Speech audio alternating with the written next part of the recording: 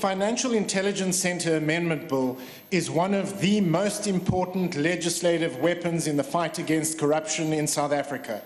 At the heart of the bill is the Gupta Clause, which ensures that domestic, prominent, influential persons and family members and known close associates of domestic, prominent, influential persons will be subject to enhanced scrutiny by financial institutions in South Africa, which includes obtaining senior management approval for establishing business relationships, taking reasonable measures to establish the source of wealth and source of funds of clients, and conducting enhanced ongoing monitoring of business relationships.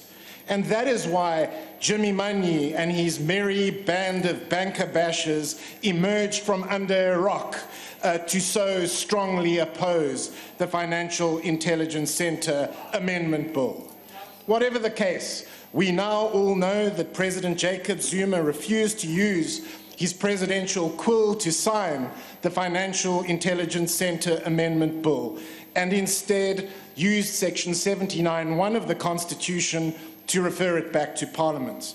We were told the President recognised that the purpose of the bill was important and pressing, but nevertheless thought that the provision dealing with warrantless searches, in particular Section 45B(1)(c), was likely to be unconstitutional.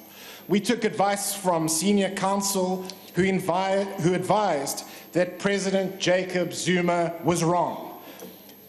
The bill was constitutional, but there would be no harm in tightening up provisions dealing with warrantless searches, which of course fueled speculation that the bill had been referred back with an ulterior motive, in this case to defang the Financial Intelligence Centre. Whatever the case, we have now considered the President's reservations and, on advice of senior counsel, have proposed amendments to the bill dealing with warrantless searches. We have made explicit what was implicit and believe that the President will now have no choice but to sign the Financial Intelligence Centre Amendment Bill into law and to enfang the Financial Intelligence Centre. Which of course brings me back to Jimmy Maynier and his band of banker bashers who are so strongly opposed to the Financial Intelligence Centre Amendment Bill and who have threatened to take it on review to the Constitutional Court.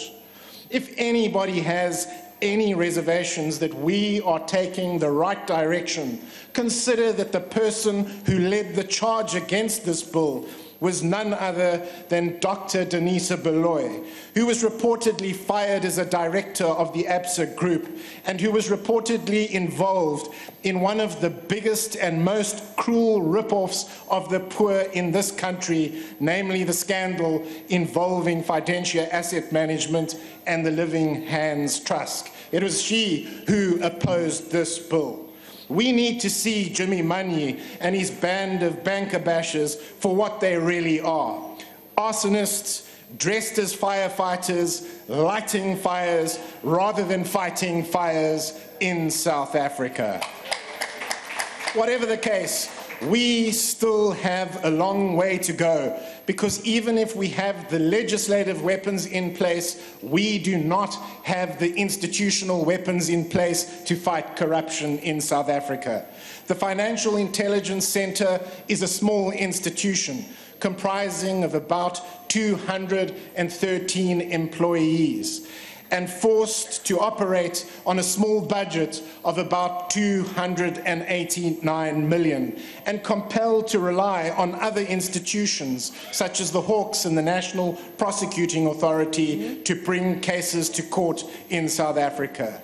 What this means is that despite all the good work being done by the Financial Intelligence Centre, it is a pea shooter being used in a much bigger gunfight in South Africa, which means that as soon as we have the legislative weapons in place, we need to focus on getting the institutional weapons in place to fight corruption in South Africa. I thank you.